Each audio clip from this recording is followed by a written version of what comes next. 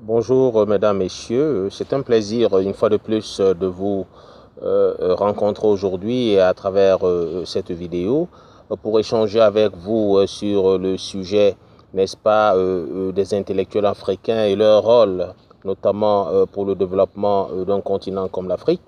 Vous le savez, depuis la nuit des temps, les intellectuels ont toujours joué un rôle majeur, n'est-ce pas, dans l'émergence d'un pays.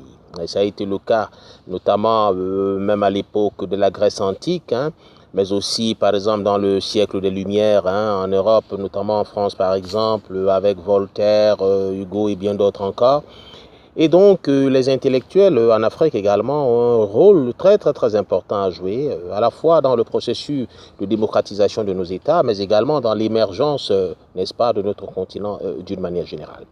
Un intellectuel, disait André Malraux, n'est pas seulement celui à qui les livres sont nécessaires, mais tout homme dont une idée, si élémentaire soit-elle, engage et ordonne la vie.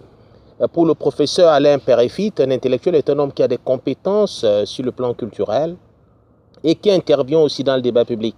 Pour Jean-Paul Sartre, un intellectuel doit être fidèle à un ensemble politique et social, mais qui ne doit jamais cesser de le contester. Pour le professeur Pierre Bourdieu, les intellectuels sont une fraction dominée de la classe dominante et nombre de leurs positions tiennent à cette ambiguïté. Et pour le linguiste américain, par exemple, Noam Chomsky, l'intellectuel, c'est quelqu'un qui a pour devoir de rechercher la vérité, de la dire, et quoi qu'il puisse le en coûter. Pour le constitutionnaliste camerounais Maurice Kamto, dans son livre intitulé L'urgence de la pensée, qui est par ailleurs devenu un homme politique important au Cameroun aujourd'hui, un intellectuel, c'est quelqu'un qui pense haut sans croire à son infaillibilité. Pour le philosophe Michel Viviorca, l'intellectuel, c'est tout simplement un phare de la société. Quant au politologue camerounais Achille Mbembe, il dit que le rôle de l'intellectuel, c'est celui d'un veilleur qui essaye de scruter dans la nuit les éclaircies qui annoncent l'aube. Et enfin, pour ma part, moi je définirais l'intellectuel comme étant cet être-là, cette personne qui soit à la fois culturellement charpentée, humainement équilibrée et spirituellement branchée. Pour tout dire, un être noosphérique, un être tel artudien. Pourquoi culturellement charpenté? Parce que vous le savez autant que moi, la culture est à la personne humaine ce que l'air est à l'oiseau, en ce sens que la culture permet à l'être humain de quitter du monde de l'immanence pour accéder au monde de la transcendance, c'est-à-dire de quitter du monde des huées pour accéder au monde des nuées, pour reprendre Baudelaire, comme ces albatros, comme ces alouettes, comme ces papillons monarques, comme ces cigognes, comme ces colombes, pour mieux accéder à l'aspect de la connaissance. Donc être humainement équilibré, être culturellement charpenté, n'est-ce pas? Et c'est être non pas forcément bardé du diplôme, parce que le diplôme, disait Paul Valéry, le diplôme, disait Paul Valéry, n'est pas absolument ce qui permet de donner une valeur, n'est-ce pas, à un intellectuel. Hein. D'ailleurs, il le disait plus précisément que le diplôme est mortel de la culture. Donc, être humainement équilibré, culturellement charpenté, pour un intellectuel, c'est quelque chose d'assez louable. Et humainement équilibré, pourquoi l'intellectuel doit être humainement équilibré? Parce que nous savons que l'être humain, de par son essence, n'est-ce pas, la personne humaine, l'homme, est un être psychosomatique, c'est-à-dire un être qui a une nature dualitique, une nature cortico-viscérale. Et dans la psychologie du comportement ou le behaviorisme, on dit qu'il a une nature dichotomique parce qu'il est formé à la fois du soma, qui est le corps, et du psyché, qui est l'âme ou encore l'antéléchie, si vous me permettez cette expression aristotélicienne, qui signifie toute substance qui possède en elle-même sa fin et son principe d'activité. Donc être humainement équilibré signifie que sur le plan somatique, sur le plan corporel, c'est avoir à la fois le strict minimum permettant à la fois de se loger, de se nourrir, de se vêtir, de se chauffer et même d'entretenir des loisirs. J'insiste également sur la dimension des loisirs parce que, il est vrai, c'est dans les années 1960 que le sociologue français Geoffroy Dumazedier disait que le monde rentre dans la civilisation du loisir. Il est vrai, malgré le fait que nous sommes à plus de 4 décennies, voire 5 décennies aujourd'hui, nous devons tout de même reconnaître que les loisirs demeurent importants. y compris pour les intellectuels. Parce que malgré le fait que d'aucuns estiment aujourd'hui, notamment avec le sociologue Alain Touraine et bien d'autres encore, que notre civilisation actuelle est entrée, notre monde actuel est entré dans la civilisation du travail, mais le travail, n'est-ce pas, n'exclut pas pour autant les loisirs. Les loisirs permettent, n'est-ce pas, dans un monde où le travail est important, n'est-ce pas, d'avoir un peu plus de rendement et donner une productivité assez importante au sein de la société, au sein de son entreprise, ou alors au sein de tout ce dont peut, de tout ce dont on peut être en train de faire.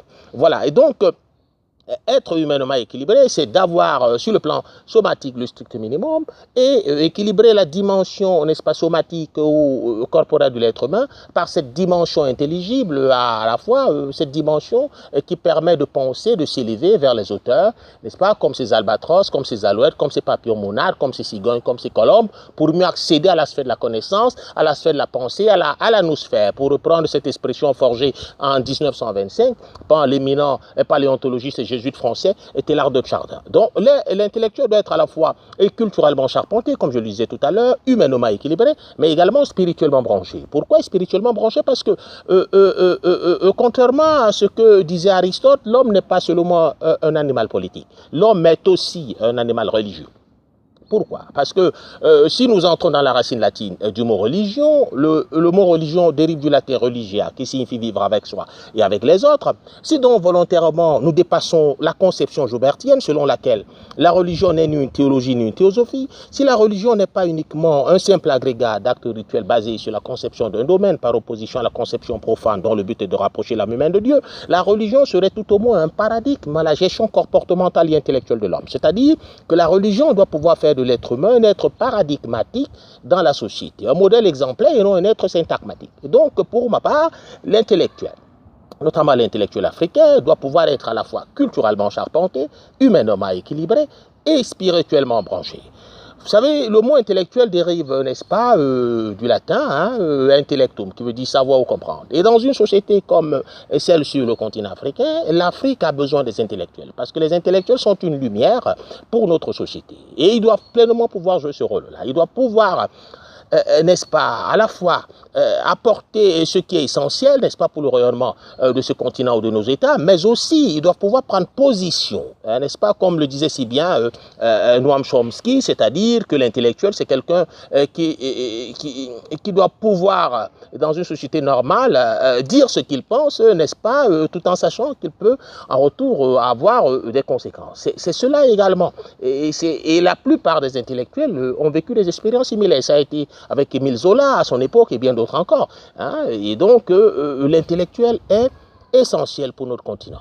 Et donc, nous avons besoin des intellectuels, pas forcément des intellectuels analphabètes, ou tout simplement des intellectuels organiques, c'est-à-dire des intellectuels qui sont prêts, n'est-ce pas, à pouvoir pactiser ou tout simplement à pouvoir s'acoquiner, n'est-ce pas, avec un régime en place pour leurs intérêts personnels. Mais le rôle d'intellectuel est avant tout celui de pouvoir, au-delà de ces intellectuels personnels, penser avant tout à l'intérêt général. C'est d'abord l'intérêt général qui prime sur les intérêts particuliers chez l'intellectuel. Et donc, nous avons, si je me mets dans ce cadre-là, et particulièrement les intellectuels en Afrique, tout comme ailleurs dans le monde, et particulièrement sur le continent africain, parce que c'est avec eux que je suis en train de pouvoir apporter ce que je pense de ce que c'est que l'intellectuel, mais également pour celles et ceux qui pourront voir cette vidéo, les intellectuels africains ont un rôle primordial à jouer pour l'émergence de l'Afrique, pour le développement de l'Afrique. Pourquoi? Dans la mesure où,